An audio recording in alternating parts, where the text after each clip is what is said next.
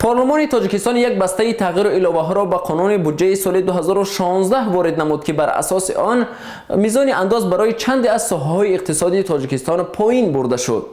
نخست بند این لایحه تغییرات به کارخانه‌های کارکرد گندم امتیاز می‌دهد. میزان انداز از ارزش اضافه شده برای استحصال کنندگان آرد از 18% قبلی تا به 10% پایین برده شد. هدف از این امتیاز به گفته مسئولین معتدل نگاه داشتن نرخ آرد، مهمترین غذای ساکنان تاجیکستان است. روند تطبیق عملی مقررات مذکور نشان داد که سوبیکت‌های با واردات گندم مشغول بوده دیده و دونسته با مقصد کناره‌جویی از حساب و پرداخت اندازها استحصال آرد را در حسابات نشان نداده از روی حجت‌های محاسبی و اندازی گندم وارد شده را گویا به کارکرد منبعد به اهالی تحویل نمودند. تاجیکستان در سال گذشته 2015 از خارج کشور با مبلغ 244 میلیون دلار بیش از 858 هزار تن گندم وارد کرده است. اما از این مقدار گندم وارد شده تنها 17% آن در کارخانه‌های تاجیکستان کارکرد شده است. با پیشنهاد امتیاز به کارخانه‌های کارکرد گندم حکومت نیت دارد از یک سو نرخ آرد را یک اندازه معتدل نگاه دارد و از سوی دیگر تلاش دارد کارخانه‌های کارکرد گندم دخل و خرج خویش را شفاف براه مانند و از پرداخت انداز سرپیچی نکنند.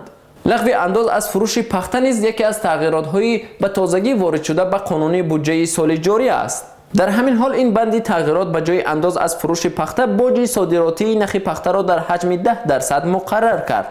مسئله لغو انداز از فروش پخته بحث گرمی را در میان وکیلان پارلمان به وجود آورد که با لغو این نمود انداز در شرایط بحران اقتصادی بودجه کشور از کدام حساب پر کرده می شود.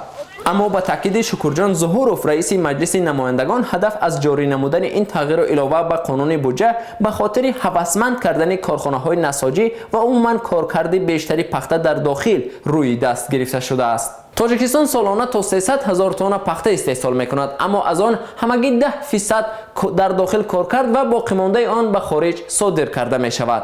کشور اکثریت مال و متاع نساجی را از خارج وارد می کند. هنوز معلوم نیست این امتیاز تا چه حد کارخانه‌های نساجی را برای کارکرد بیشتری پخته هوسمند می کند. برخی از اقتصاددانها بر اینند که تنها این یک امتیاز نمی تواند باعث رشد ساحه نساجی شود و این عرصه امتیازهای بیشتر را از دولت تقاضا دارد. از این امتیازهای اندازه ساحه معارف نیز بی‌نصیب نماند. بنابر لایحه تغییراتی که وکیلان مجلس نمایندگان از آن جانبداری کردند، میزان انداز از ارزش اضافه شده برای مؤسسه‌های تعلیمی خصوصی در کشور از 18% قبلی تا به 5% پایین برده شد. جاری شدن انداز 18% از مؤسسه‌های تعلیمی هنگام قبول کدکس نوی انداز باعث گران شدن قیمت تحصیل در این قبیل مؤسسه‌ها شده ناراضگی والدان را به بار آورده بود. از این رو وکیلان پارلمان با جانبداری از این امتیاز به مؤسسه‌های تعلیمی ابراز داشتند که از خدمات ضد انحصاری تقاضا دارند نرخ تحصیل را در مؤسسه‌های خصوصی جداً نظارت کرده نگذارند آنها به اساس قیمت تحصیل را بالا ببرند.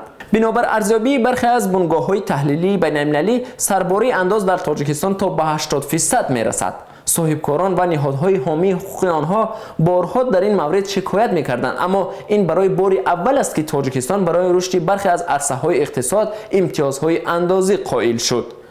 اما به نظر می‌رسد امتیازهایی که دولت قائل شد بیشتر به بیزنسی کلان مربوط است، اما بیزنسی خرد که بخش اعظمی درآمدهای بودجه از حساب آن است از این امتیازها حالا بی‌نصیب ماند.